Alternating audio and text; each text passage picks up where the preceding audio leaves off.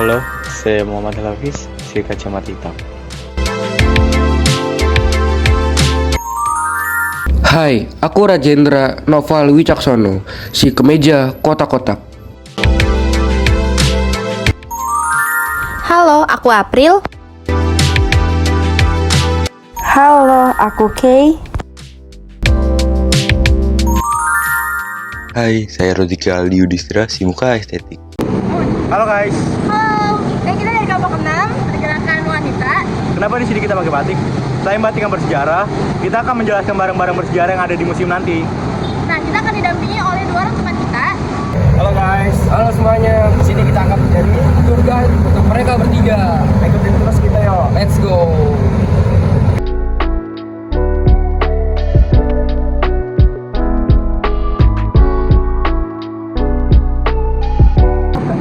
Wih, macet banget tuh, rame banget nih. Rame banget, tunggunya lama. Gue bete. Halo, jadi kita lagi nungguin. Nungguin bakso lama banget, gue bete. Tahu berapa jam nih kita nungguin? Jangan. Ya mah, apa naik motor?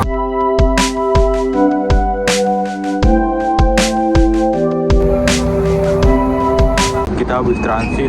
Tadi kita turun di Jelambar, terus kita mau menuju Kota Tua bersama Jendra, Afid, dan yang lain di belakang. Stay tune terus. Kita sedang ada di Halte dulu dong. Sekarang kita lagi nungguin Afid di kamar mandi. Afid Iya, lama banget nih. Ke museum lapar dulu ya. Kacamata hitam. Santai dulu gak sih, Pis?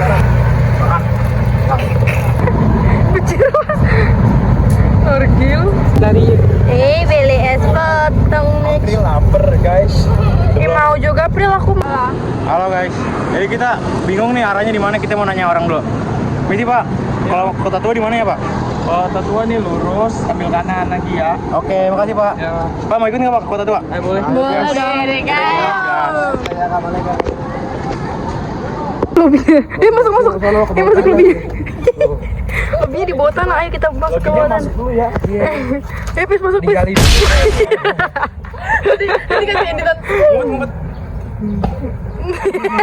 Nah, Habis kacamata hitam.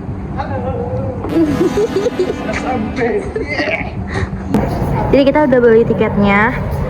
Tadinya ini gara-gara kartu pelajar kita jadi gratis. Ini gara-gara rezeki Pak Bawa jadi dibawa bayar 5.000. Bos, siap shop. Oke, jadi di sini adalah salah satu koleksi yang ada di Bank Indonesia. Terus tiga ada berbagai macam rempah yang dihasilkan di Indonesia. Yang dulu tuh menjadi salah satu alasan kenapa bangsa Barat tuh pada kesini. Berikut ini adalah koin-koin peninggalan bangsa Eropa untuk kegiatan jual beli.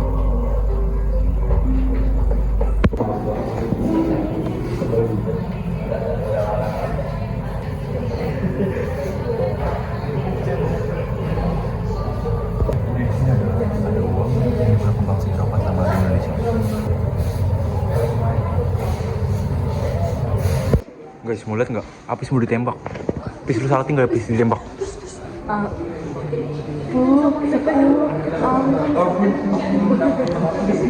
Kalau mau ditembak.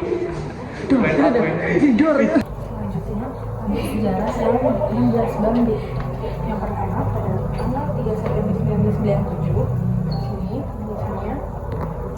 Yang kedua ada pada 8 Oktober 1997 pemerintah memutuskan meminta bantuan IMF untuk menanggulangi krisis. Yang ketiga ada 21 Oktober 1997 pemerintah menyampaikan usulan penutupan tujuan. Selanjutnya ada pada tanggal 27 Oktober 1997 juga Bank Indonesia membentuk tim persiapan dan pengawasan pelaksanaan likuidasi atau PP3L. Selanjutnya ada pada tanggal 1 November 1997 pemerintah menggunakan likuidasi 16 bank swasta nasional. Yang terakhir ada pada tanggal 3 November 1997 untuk mencegah kemerkosaan kepercayaan terhadap perbankan. Kalau gue masuk penjara, cok. Kalau kan emang itu buat dipencet.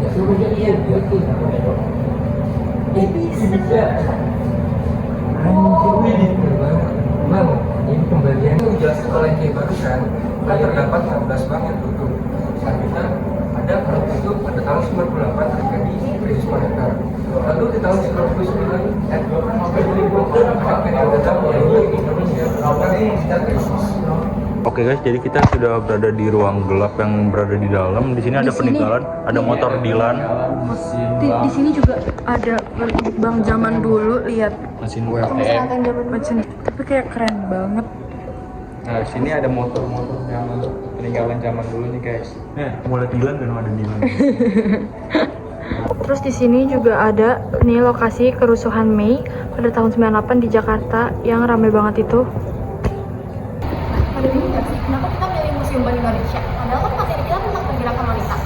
Jadi di sini alasan kita memilih Museum Bank Indonesia adalah yang pertama karena jarak rumah kita dekat. Lalu yang kedua adalah di Museum Bank Indonesia ini kan banyak tentang bank-bank gitu kan.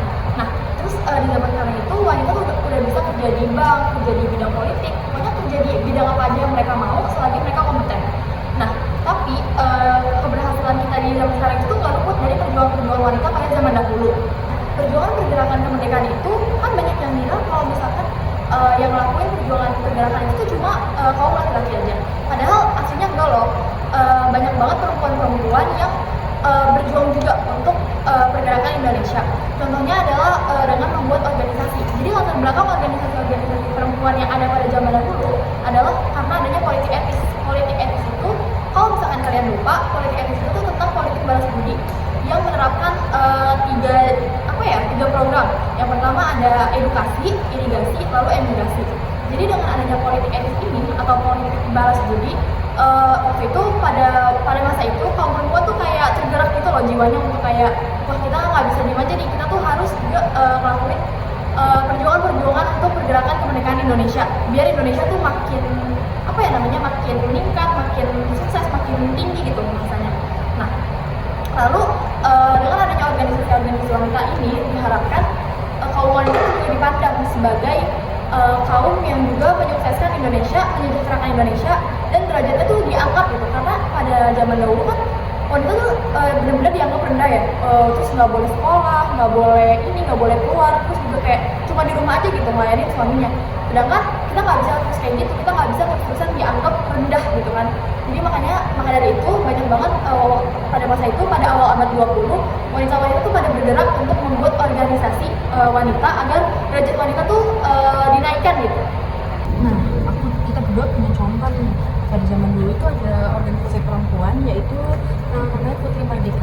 Apa sih Putri Mardika itu, guys? Nah, Putri Mardika itu adalah organisasi perempuan pertama yang didirikan pada tahun 1912 di Jakarta itu. Putri Mardika juga bertujuan untuk memperbaiki status sosial atau kedudukan perempuan. Nah, organisasi ini membimbing perempuan bumi putra dalam menempuh jenjang pendidikan Nah, kalau bahas tentang pergerakan wanita di Indonesia, kita nggak sih dengan nama Kartini. Jadi anak Kartini itu adalah suatu tokoh emansipasi wanita yang benar-benar berjasa banget dalam kontribusi wanita di Indonesia gitu. Jadi beliau lahir pada tanggal 21 April dan dia tuh mendirikan suatu sekolah khusus putri di Jepara untuk untuk ngajarin kayak menyulam, menjahit dan juga membaca tulis. Kita bisa sekolah seperti sekarang ini juga salah satunya berkat Ibu Kartini. Nah, Kartini Force itu merupakan organisasi pergerakan perempuan yang didirikan pada tahun 27 Juni 1913 di kota Den Haag, Belanda.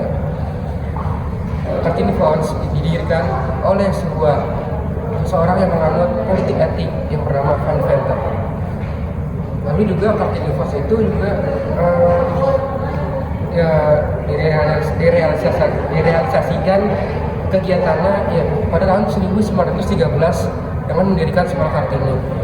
Sekolah Kartini juga pada masa perkembangannya tersebar hingga ke seluruh Pulau Jawa seperti Kota Madiun, Semarang, Indramayu, dan lain-lain.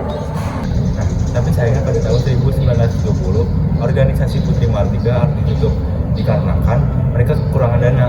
Nah, karena kekurangan dana, mereka tidak bisa melakukan program mereka, yaitu membeasiswakan pendidikan putri. Nah, walaupun mereka sudah tutup, mereka tidak pernah berhenti menginspirasi para pendidikan putri di Indonesia untuk masa depan. Halo semuanya, kita sudah selesai untuk apa? Habis keliling-keliling di dalam sama ngejelasin apa aja yang ada di dalam. Capek banget. Capek banget bro, haus, lapar dan kaki pegal semua, pegal-pegal. Kita mau nyari makan dulu. Dadah semuanya.